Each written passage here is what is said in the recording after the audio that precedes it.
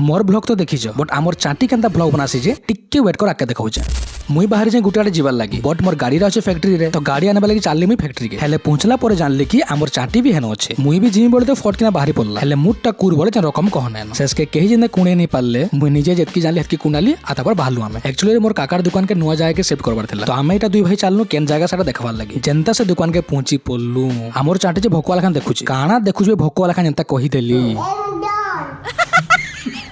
तार पर डरे भाल गुंडा लगे दवा बोली की दुकान के नहीं खुआई पे शांत कर देली। देन आमर बाबू एंता हिसाब से चॉकलेट खाइले जे हमके हाथ गुड़ धुईबाले पान दुकान खोजा पड़ला तार पर गुटे सरकारी पान दुकान के जाई की पान मागलु जेंता पान मिली गला मोरनु पान छोड़े नहीं कि मते कहू जे हेत भोकुआ तुई धुई ना जानू मुई केना धुइसिन देख।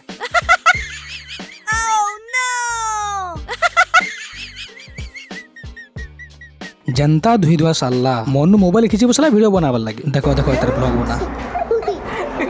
बाबू क्यों भाई